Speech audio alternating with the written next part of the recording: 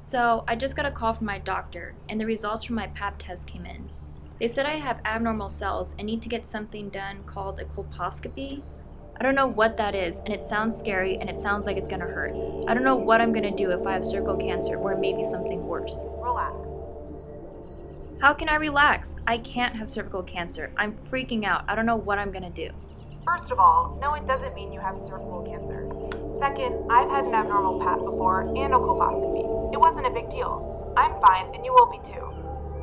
No way. It still sounds like it's gonna hurt. Okay, since you're so obviously freaked out, I'm gonna make a phone call and send someone over to clear things up. Oh, really? When? Hold on, Macy. I dropped my keys. Hi there, Penny. Ah! Hey, I heard you wanted to learn what an abnormal pap is and what a colposcopy is. Yeah.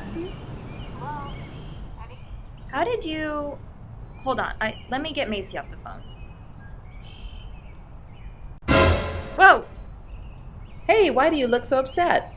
It's just an abnormal pap test, and a lot of women have abnormal pap tests. It simply means you have some unusual cells on your cervix. It doesn't mean you have cancer. Think of it like this, with a pyramid. At the bottom of the pyramid, about 3.5 million women have an abnormal pap test every year in the U.S. And above that, a smaller number of women end up with what's called HPV, human papillomavirus. It's a virus that usually, in most cases, goes away on its own. And at the top of the pyramid, those are the women that maybe, after 10 years or so, develop cervical cancer. But getting tested is the best thing to do. Woo!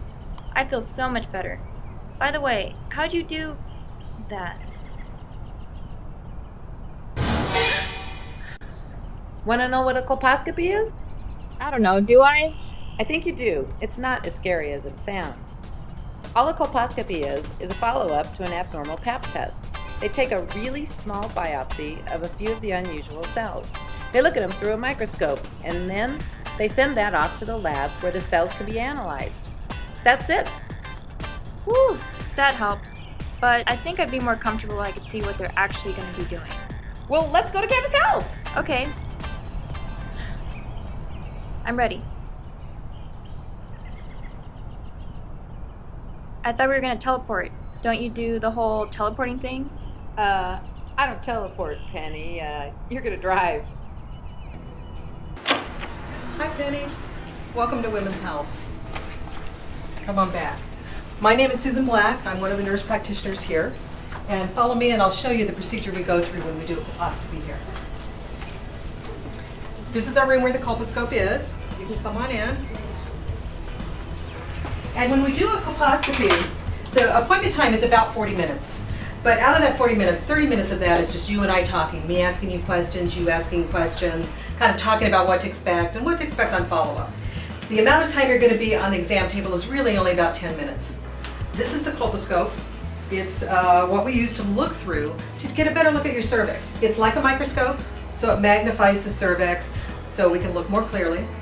The other thing we use for that is we apply a couple of solutions. These solutions are not painful, that we place on the cervix, and that gives us a better look at the cervix. It helps identify any abnormalities that might be there.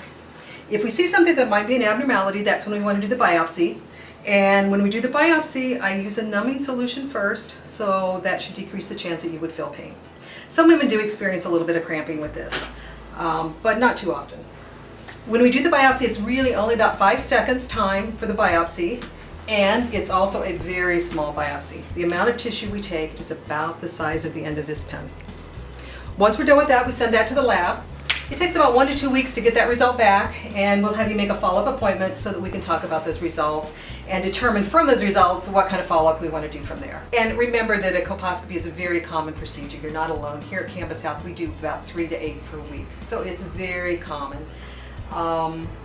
And most people do very well with it. So it's time to wake up. Macy is wondering why you're not answering your phone.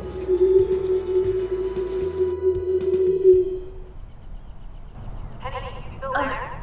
Hello? Penny? Hello? What happened? Where'd you go? Are you feeling okay?